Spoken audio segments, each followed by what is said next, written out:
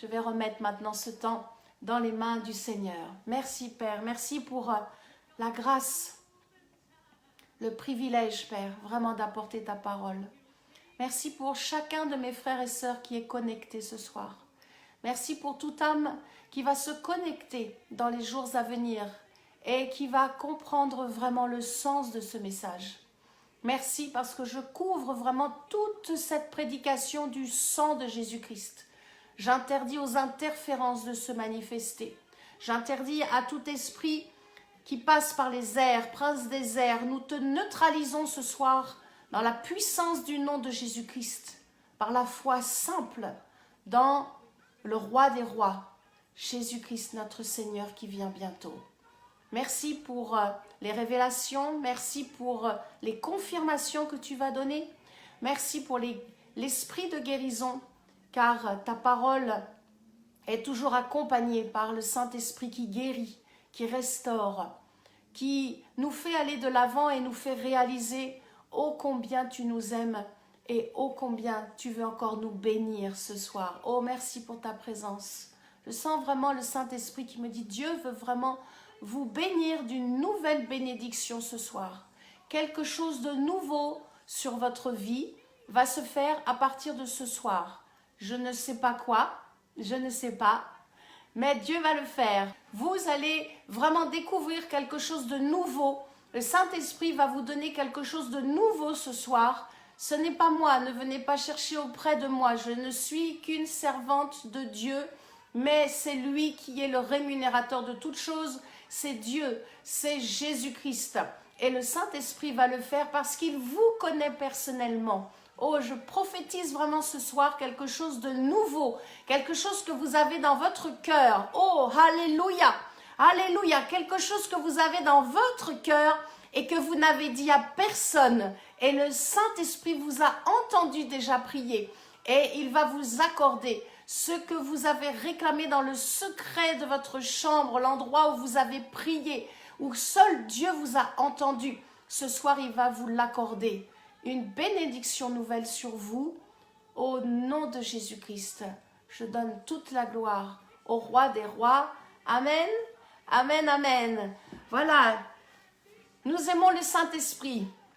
J'ai été enseignée comme cela auprès de pasteur Daniel Vandini, à être à l'écoute du Saint-Esprit et à laisser libre le Saint-Esprit. Et le titre donc de cette prédication est « Quel est le temps que vous êtes en train de passer ?» Nous devons savoir, nous devons connaître dans quel temps l'Église est en train d'avancer, est en train de marcher, mais nous devons également connaître dans quel temps personnellement nous sommes en train de passer avec le Seigneur. Voilà, donc j'aimerais commencer d'abord par le psaume 93 du verset 1 à 5. L'Éternel règne, il est revêtu de majesté. L'Éternel est revêtu, il est saint de force. Aussi le monde est ferme, il ne chancelle pas. Ton trône est établi dès les temps anciens. Tu existes de toute éternité. Les fleuves élèvent, ô Éternel, les fleuves élèvent leur voix. Les fleuves élèvent leurs ondes retentissantes, plus que la voix des grandes, des puissantes eaux, des flots impétueux de la mer. L'Éternel est puissant dans les lieux célestes. Tes témoignages sont entièrement véritables. La sainteté convient à ta maison, ô Éternel, pour la durée des temps, pour la durée des temps. Voilà que le psalmiste nous montre que l'Éternel est roi, que l'Éternel est majestueux. L'Éternel est un Dieu vivant, il est puissant. L'Éternel est vrai et il est saint. Et pour la durée des temps. Ce n'est pas écrit pour la durée du temps, mais c'est écrit pour la durée des temps. Il est éternellement. Il est éternellement. Il n'y a pas de limite dans son royaume. Et il n'y a pas d'arrêt. Tout est en continu, tout est infini, tout est infiniment majestueux. Oh, nous vivons tous des temps différents. Et je crois que, bien sûr, nous venons tous de traverser un temps difficile et nous réamorçons, nous réenclenchons ou le travail ou la vie, je voudrais dire un peu de tous les jours. Mais il y il y a des temps qui sont différents. Je voudrais vous parler particulièrement de temps que vous passez vous personnellement et où Dieu va vous donner des directions précises et où vous allez marcher avec des gens que le Dieu va vous montrer vraiment précisément. Je m'explique. Nous avons tous un calendrier, il y a des mois, des années, voilà, nous vivons des choses. Nous devons prendre des décisions dans notre vie. Ce n'est pas de ça que je vous parle ce soir. Parce que le temps, lui, il continue, il ne s'arrête pas. Et d'ailleurs, notre vie ne s'arrête pas. Nous allons continuer. Mais sur terre, nous vivons des temps différents. Alors certains parlent de saison. Moi, j'aime bien parler ce soir de temps. J'aimerais vous parler de temps. Le temps que vous vivez, là où vous êtes, dans votre pays, dans votre quartier, ce que vous vivez personnellement, vous devez savoir dans quel temps vous êtes en train de traverser afin de bien le vivre. Si nous ne savons pas dans quel temps nous sommes, nous allons passer à côté de quelque chose. Mais je crois vraiment que vous allez découvrir dans quel temps vous vivez. Et si vous savez déjà dans quel temps vous vivez, vous allez avoir encore ce soir des confirmations. Amen. Le Saint-Esprit est bon, le Saint-Esprit confirme et le Saint-Esprit annonce. Amen. Alléluia. Moi, Dieu m'a parlé. Il m'a dit, Florence, tu es en train de vivre le 4e temps de ta vie. Je vous passerai sur les 3 autres temps. Mais là, je vis vraiment un temps de service. Et Dieu m'a dit, c'est un temps de service avec ton mari. Dieu va vous parler. Je vous assure, le Saint-Esprit va vous parler. Que ce soit à travers cette prédication ou dans la nuit ou demain dans votre temps de prière, le Saint-Esprit nous parle et il va vous révéler dans quel temps vous êtes personnellement. Voilà, que Dieu soit béni pour ce temps que nous passons ensemble. Alors, quel temps nous vivons personnellement, mais aussi nous devons savoir quel temps l'Église que nous sommes, nous traversons. Nous sommes dans le temps où Jésus vient bientôt. C'est le retour de Jésus-Christ. Amen. C'est le retour de Christ. Nous sommes là et l'Église est en train de soupirer. Nous sommes là en train d'espérer. C'est ce qu'il y a de plus glorieux. Oh, nous attendons d'être avec lui pour profiter, vivre, se réjouir de ce temps des noces de l'agneau. Alors, est-ce que vous serez prêts pour ce jour où il viendra nous chercher? Est-ce que vous serez prêts? Amen. Est-ce que vous serez prêts pour ce jour unique dans toute l'histoire de l'humanité où Jésus va venir chercher l'Église? Qui est l'Église? C'est vous et moi. Amen. Nous sommes l'Église. Alléluia. Que les nations soient visitées, que les évangélistes soient envoyés, que les missionnaires soient envoyés au nom de Jésus-Christ, que les aéroports soient réouverts et que nous puissions partir avec la Bible à la main et avec l'onction que Dieu nous donne pour sauver des multitudes parce que Jésus vient bientôt. C'est là le thème de cette prédication. Jésus vient bientôt et Dieu envoie ses serviteurs et ses servantes dans ces derniers temps pour une grande moisson. Je le crois. Préparons-nous, cette grande moisson est pour nous. Oh, je passerai pas mon tour. Amen. Je passerai pas la main. C'est pour nous, cette grande moisson est pour nous. Et nous allons nous réjouir de voir vraiment des hommes et des femmes pleurer sur leurs péchés, se tourner vers Jésus-Christ et avoir dans ces derniers temps qui sont très courts, la grâce de pouvoir aussi être des disciples très rapidement. Les choses s'accélèrent. Amen.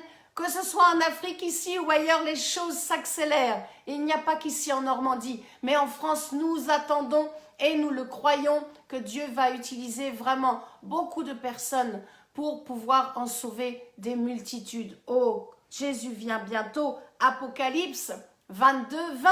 Je viens bientôt, il vient bientôt. Bien sûr que Jésus est déjà venu sur terre. Il est déjà venu d'abord en tant qu'agneau. Il est venu tout doux, tout complètement abandonné dans les mains du Père pour accomplir sa mission, pour souffrir pour vous et pour moi, pour donner sa vie, afin qu'aujourd'hui nous puissions nous réjouir, afin que nous puissions être dans l'espérance. Mais Jésus revient, il revient en tant que lion, il revient, il posera ses pieds sur le mont des Oliviers à Jérusalem. Et nous nous réjouirons de voir toute la majesté de Dieu en lui. Il va revenir glorieux. Il ne reviendra pas avec la couronne d'épines. Il reviendra avec toute la lumière, avec toute la gloire sur lui. Et nous nous réjouirons avec lui.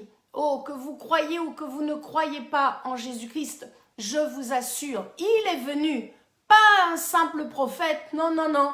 Et il ne revient pas réincarné en un Jésus autre. Non, il est Jésus. Il n'y en a qu'un. Il n'y a qu'un seul Fils de Dieu qui a donné sa vie pour que nous puissions avoir la vie éternelle. Et son nom est Jésus-Christ de Nazareth.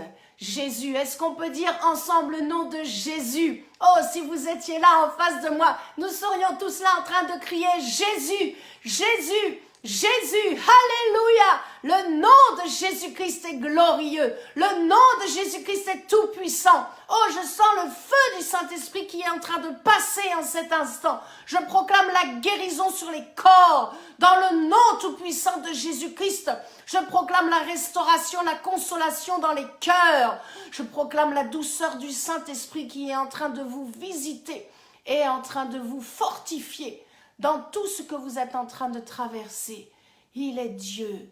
Il est Dieu et en son nom, nous prions, nous combattons. Nous sommes l'armée de Dieu. Alléluia. Nous sommes l'armée de Dieu. Oh, gloire au Seigneur.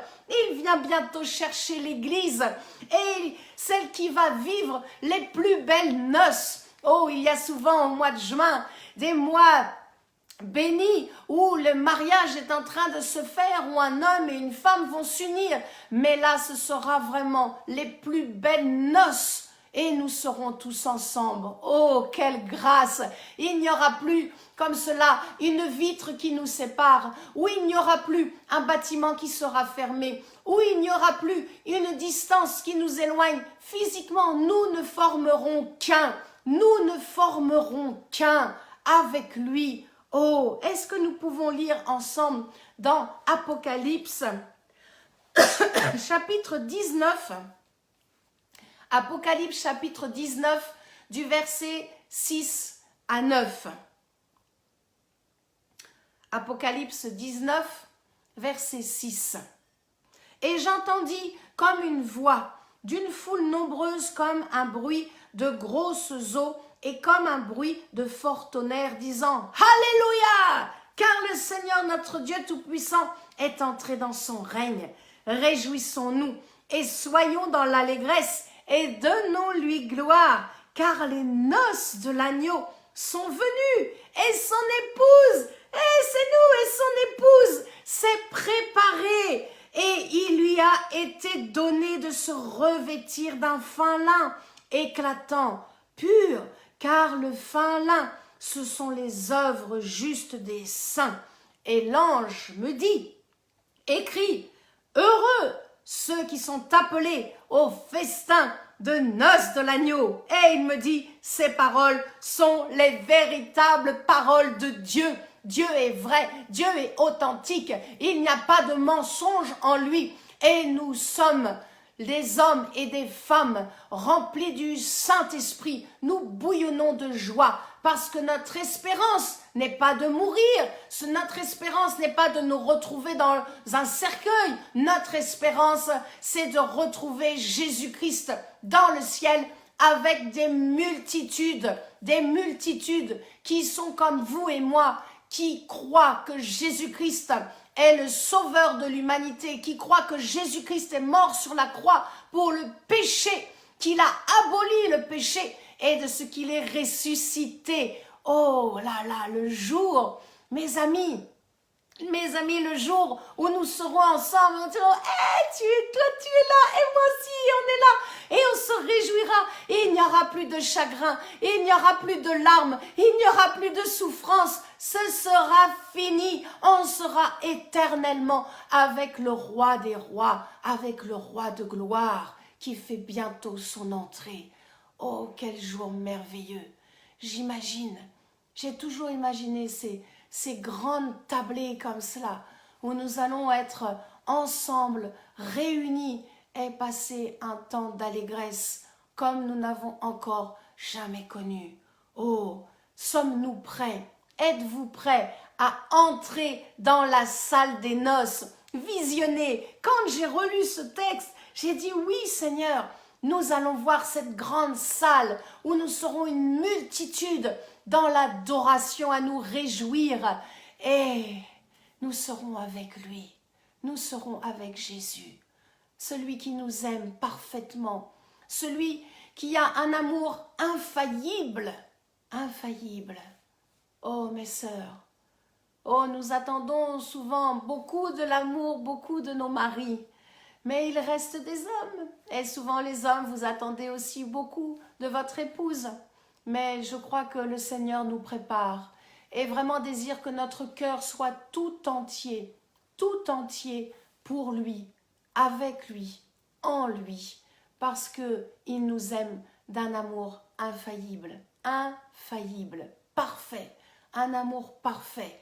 Il nous a aimés dès le commencement, il nous aime ce soir, il nous aime aujourd'hui. La parole de Dieu est libérée sur toute la terre et nous sommes dans la joie de pouvoir passer un temps ensemble et il nous aimera demain. Quoi que nous fassions, quoi que nous disions, quoi que nous pensions, il est amour et il nous aimera éternellement. Je ne connais personne d'autre comme Jésus. Oh, je rends grâce à Dieu pour mon mari, pour son amour. Mais même le mien, mon amour, est imparfait. Il faut que l'amour de Christ vienne nous envelopper. Il faut que l'amour de Christ vienne et descende au plus profond de notre cœur pour que nous aussi, notre amour ne soit plus un amour charnel, mais que ce soit un amour du ciel, un amour qui vient de lui, un amour qui transmet la paix, un amour qui pardonne et un amour qui entre, nous allons le voir, dans une perfection. Oh, le temps est ici, le temps de la grâce, nous le vivons. Et mais serez-vous prêts? Serez-vous prêts à entrer dans les salles, la grande salle où il y aura les noces de l'agneau? J'aimerais vous partager ce soir 3 temps qui sont incontournables dans notre vie, que nous passons sur terre, 3 temps que nous vivons, nous devons vivre, nous devons y passer, nous devons passer par ces 3 temps afin d'être prêts pour le jour du retour du roi des rois, Jésus-Christ de Nazareth. Alors, ne pensez pas que vous accomplirez ces temps après la mort physique. Non, c'est bien sur terre et de votre vivant. Oh, Jésus vient bientôt. Jésus vient bientôt. Le premier point, c'est d'être en accord avec Dieu. C'est de connaître qui est Dieu, de découvrir quel est le cœur du Père, comment Dieu nous aime. Bien souvent, on lève le poing contre Dieu et on en veut à Dieu pour telle situation. On en veut à Dieu déjà pour des choses qui sont difficiles, alors que Dieu est bon. Dieu est bon et ça nous devons le prêcher encore, parce que beaucoup de personnes pensent que Dieu est vraiment méchant, qu'il est très lointain et qu'il nous veut du mal, alors que Dieu est bon. Le premier point, c'est vraiment de pouvoir nous connecter à Dieu. Et bien comment? Évidemment, en lisant la parole de Dieu. Plus nous allons lire la parole de Dieu, plus nous allons lire sa parole, plus nous allons la méditer, plus nous allons la mettre en pratique, eh bien sûr, plus son cœur sera réjoui et plus nous serons dans un épanouissement et une joie, je le crois, même sur cette terre, une joie parfaite, une joie parfaite. Alors peut-être vous êtes ce soir dans ce temps-là, dans le temps du salut, peut-être que vous désirez rencontrer Dieu, mais vous ne savez pas comment. Eh bien, ce soir, c'est le soir de votre salut, c'est le temps de votre salut. C'est le temps de maintenant de découvrir ô combien l'amour de Dieu est illimité et qu'il vous pardonne tous vos péchés, quand vous donnez, vous acceptez Jésus-Christ, son Fils bien-aimé, comme le Sauveur de votre âme, le Seigneur de votre vie. Oh Jésus-Christ, Jésus-Christ vous aime tant, je vous en supplie, venez découvrir son amour, venez à lui, vous ne serez pas déçus. Je vous assure, les hommes, les femmes, nous pouvons vous décevoir. Même nous, ministres de l'Évangile, nous pouvons vous décevoir. Mais lui ne vous décevra jamais. Je dis toujours à mes enfants, ne vous fiez pas à moi, mais fiez-vous à la parole de Dieu. Fiez-vous à la parole de Dieu. Demain, le Seigneur peut me reprendre. Il peut même me reprendre cette nuit. Je ne sais combien de jours Dieu veut me faire passer ici-bas. Mais je crois que j'ai encore beaucoup de choses à faire et de sauver des âmes. Mais si le Seigneur désire me reprendre, je dis à mes enfants, basez-vous vraiment sur la parole de Dieu. La parole de Dieu, toujours la parole de Dieu. Alléluia, la parole de Dieu. Oh, je l'ai cherché, je vous assure. J'avais 24 ans, j'ai cherché un livre qui me procurait la paix. Je ne savais pas que c'était la Sainte Bible, mais depuis que je l'ai, je ne la quitte pas. Elle est à côté de mon lit, il y en a même une dans mon salon, elle est sur tablette, mais je lis tous les jours la parole de Dieu. J'aime lire les psaumes, j'aime lire ce que Jésus a fait, j'aime lire Ésaïe, j'aime Néhémie, je ne sais pas quel est vous les passages que vous préférez, mais on les lit une fois, 2 fois, 10 fois et on découvre à chaque fois quelque chose de merveilleux. C'est tellement profond, c'est tellement puissant. La parole de Dieu est merveilleuse. Alors, c'est peut-être le soir de la rencontre avec Jésus et vous découvrez que vraiment que Jésus vous aime parce que vous avez compris que vous avez de la valeur pour Dieu. Vous avez compris que votre vie a de la valeur et c'est important de savoir, de connaître la valeur d'une âme, la valeur de notre vie. Notre vie est précieuse, La valeur de la vie est quelque chose que nous devons connaître. Prenez l'exemple, voilà vous achetez un vase à une farfouille, vous achetez ça 5 €. Et puis, dans une semaine après, eh bien, vous avez votre grand-mère qui vous donne un vase qui a toujours été là de génération en génération. Et un jour, les 2 vases tombent. Lequel va vous faire le plus de la peine? Bien sûr que ce n'est pas le vase qui a peu coûté, c'est celui qui est là, auquel vous vous attachez. Eh bien, c'est la même chose avec le Seigneur. Jésus a tout quitté. Dans le ciel, il a tout laissé. Toute sa royauté, toute la gloire, il a laissé cela et il est venu se dépouiller. Il est venu comme vous et moi, comme un homme humain. Il est venu, il a souffert dans la chaleur. Il a souffert lorsqu'il faisait chaud et que la poussière collait à ses pieds. Il a eu faim. Il a été sur terre. Il a été sur terre en tant qu'homme. Et il a souffert à la croix, portant toutes nos blessures, tout le péché est venu sur lui. Tout son corps a absorbé toute la méchanceté des hommes et des femmes pendant toute la durée de l'humanité. C'est ce qu'il a fait. C'est pour cela, je vous dis, votre vie a de la valeur. Votre vie, oui, même si vous êtes jeune, votre vie a de la valeur. C'est pour cela que Jésus est venu. Et je suis sûre, même s'il n'y avait eu qu'une seule personne sur cette terre, je sais que Jésus serait venu. Il serait venu, même pour sauver un seul être humain, il l'aurait fait. Oh, quel amour merveilleux! Quel amour merveilleux! Alors, si vous n'avez pas donné votre vie à Jésus-Christ et que vous dites, mais bon, moi ça va, je peux continuer comme cela, ma vie évangéliste, ça va bien. Je vous dis que si vous ne naissez pas de nouveau, eh bien, vous resterez sur cette terre et éternellement dans des cachots de mort. Vous allez rester avec un poids d'accusation, un poids de condamnation dans votre esprit et vous ne découvrirez pas la paix merveilleuse qui existe en Jésus-Christ. Vous ne découvrirez pas la merveilleuse félicité que nous avons lorsque nous disons simplement « Oh Jésus, je t'aime de tout mon cœur, merci Merci pour le souffle de la vie. Merci pour la vie. Merci d'avoir des frères et sœurs qui sont là, qui pensent à moi, qui prient pour moi. Quelle grâce! Nous ne sommes pas seuls, nous sommes une grande famille.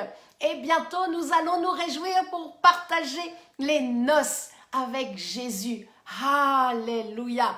Alors si ce soir, tu n'as pas fait cette rencontre avec Jésus, je t'invite à le faire. C'est le temps du salut. C'est le temps de te réconcilier avec celui qui te donne la vie, celui qui permet que tu puisses jouir de la vie chaque jour, celui qui permet que tu puisses marcher, courir, celui qui permet que tu puisses manger, celui qui permet que tu puisses être aimé, celui qui permet que tu pourras tout donner, tout donner. Tu pourras tout donner comme lui il a donné.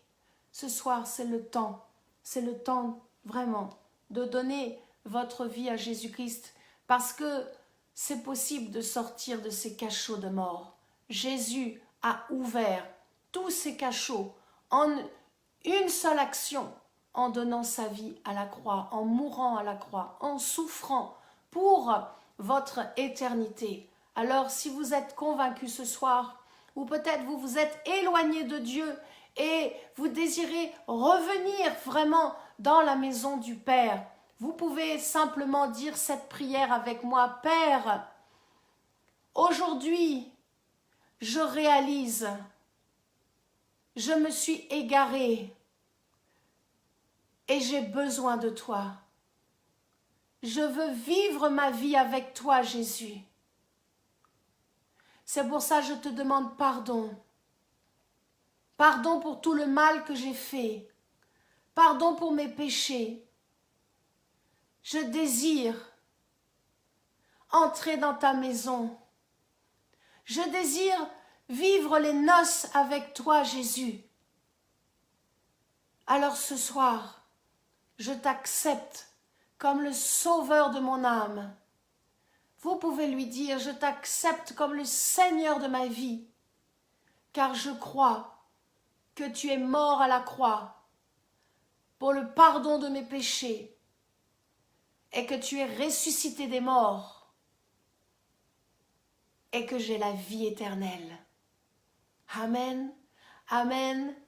Voilà, c'est le point de démarrage, c'est le temps de votre salut. Maintenant, il faut que vous naissiez de nouveau. Il faut naître d'eau et d'esprit. J'ai un très bon livre à vous conseiller.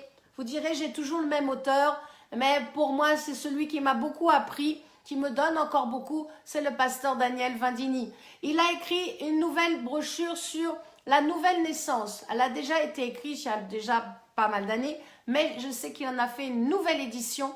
Alors, vous pouvez aller sur le site Salut pour le monde et vous pouvez commander son livre. C'est très facile à lire, mais c'est essentiel pour bien démarrer sa vie chrétienne. Voilà, la nouvelle naissance.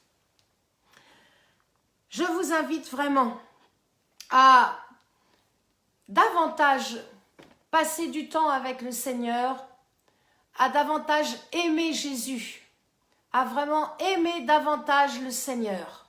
Je crois que notre relation est déjà une bonne relation, mais Dieu désire encore plus. Et je prie vraiment, et je vais prier à la fin de cette prédication afin que vous puissiez davantage aimer Jésus, encore plus d'amour pour lui, encore plus de temps avec lui, encore plus de notre adoration pour lui, parce qu'il est le roi des rois, il est notre Seigneur, il est notre maître, il est notre maître. Nous sommes ses serviteurs et ses servantes et nous croyons vraiment en son retour qui est proche. Alléluia. Alors, comment pouvons-nous développer notre relation de cœur à cœur avec le Seigneur? Évidemment, nous en arrivons au deuxième point, en effaçant tout problème de péché et surtout en sanctifiant notre vie. Le deuxième point, c'est la sanctification.